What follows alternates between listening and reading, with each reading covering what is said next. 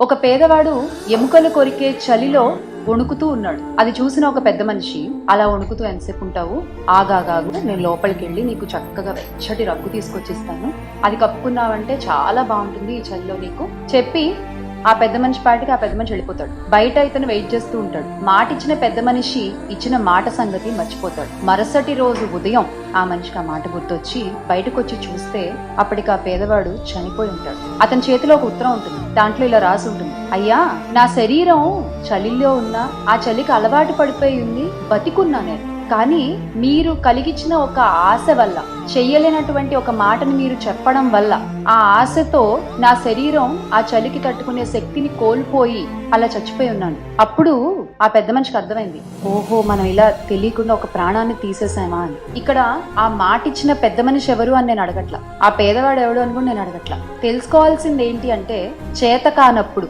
చెయ్యలేనప్పుడు మాటలు చెప్పకూడదు, ఆశలు కలిగించకూడదు. వీటినే అచ్చ తెలుగు భాషలో చెప్పాలంటే శుష్క వాగ్దానాలు అంటారనమాట. ఇప్పుడు ఈ ప్రస్తావన ఎందుకు తీసుకొస్తున్నాను అంటే, చంద్రబాబు నాయుడు గారు మా అక్క చెల్లెమ్మలని, మా మహిళలని మరోసారి నమ్మించి మోసం చేశారు. ఇస్తానన్న హామీలు ఇవ్వకపోగా, జగనన్న ఇస్తున్న పథకాల్ని కూడా ఆపేసి ఈ రోజున ఆంధ్ర రాష్ట్రంలో ఉన్న మహిళలకి, ఆడపిల్లలకి, వారి కుటుంబాలకి తీవ్ర ద్రోహాన్ని చేశారు.